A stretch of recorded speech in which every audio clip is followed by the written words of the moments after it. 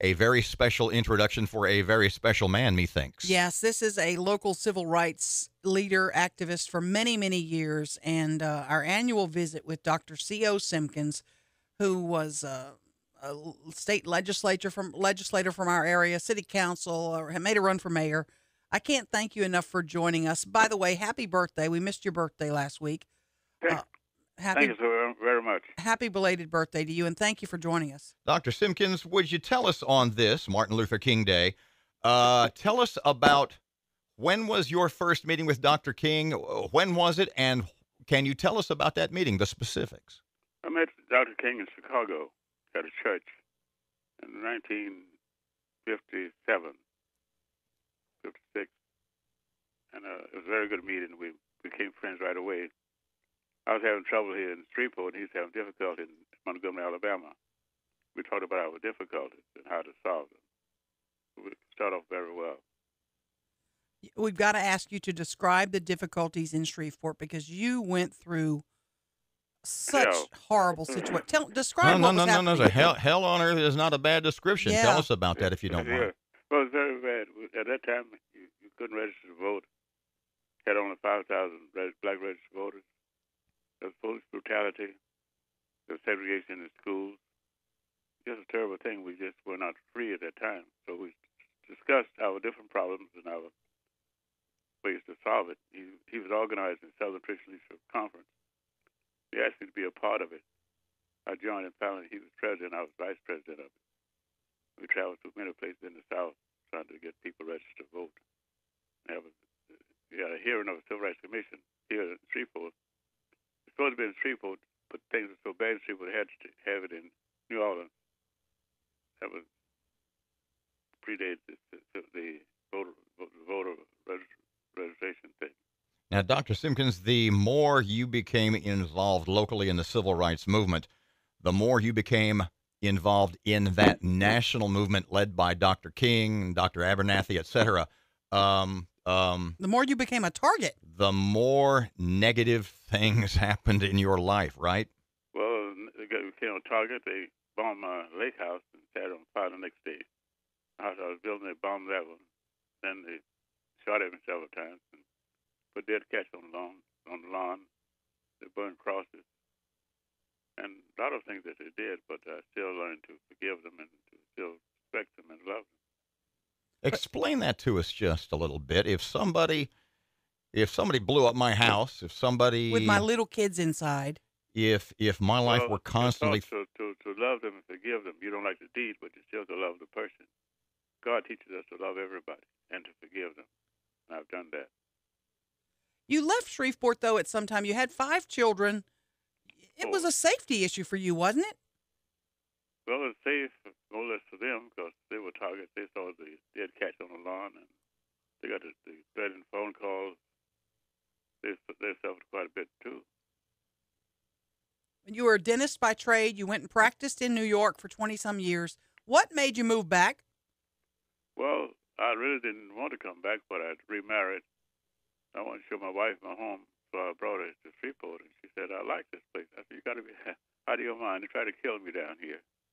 But I saw things had changed so much, and I could appreciate the changes in Shreveport, so I found it a good place to come and to go. And I thought that we could put it together. That's why I ran for the mayor of the city of Shreveport. Dr. Simpkins, you had said a couple of seconds ago, you said in 1957 when you first met Dr. King, you said in 1957 here in Shreveport, blacks couldn't vote. You said there was police brutality. There's a lot of folks that would say that there is still a movement to keep blacks from voting and that the police are still just as brutal.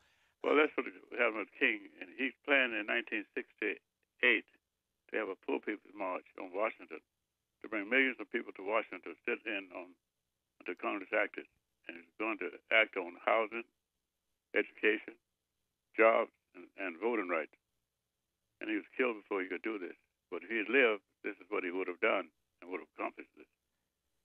We still have a huge gap between those who live in poverty and those who live on the other side of the tracks, if you will, in Shreveport and nationwide. What are some of the answers that you think work? What are some of the things we're doing wrong?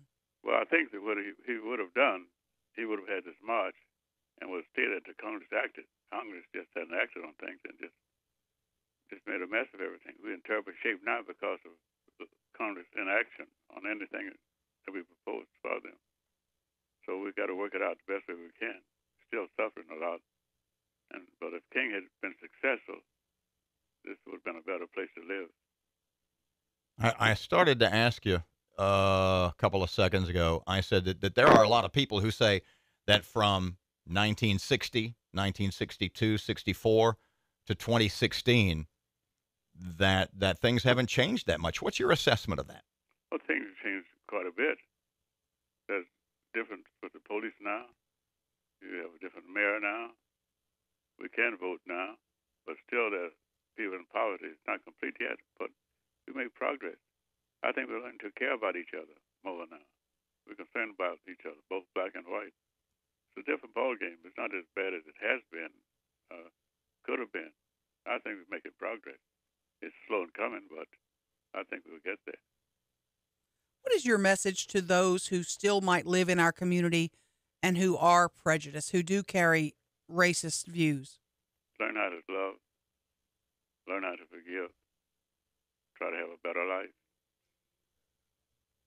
And in that same vein, when you're talking to young black people across the Arklatex, what do you say to them about your life and your legacy and Dr. King's legacy, given that historically they may not know as much as they should?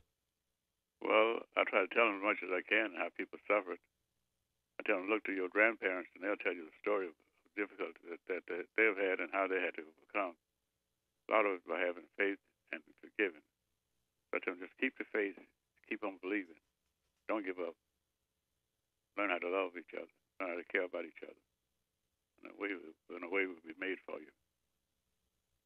Dr. C.O. Simpkins, I'm sure you're proud that we do have this day to honor Dr. King, and I kind of wish we would do it more often, right? We should do it every day. We should honor King and other people who live to make this world what it is. A lot of good people are still here. You just got to find them and put them in action and learn how to love each other, how to care about each other. That's my story. That's my life. Keep the faith. Dr. C.O. Simpkins, we can't thank you enough for your time. And again, we wish you a happy birthday. Sorry we missed it last week. 91. Congratulations. 91. You got it right. Thank you very much.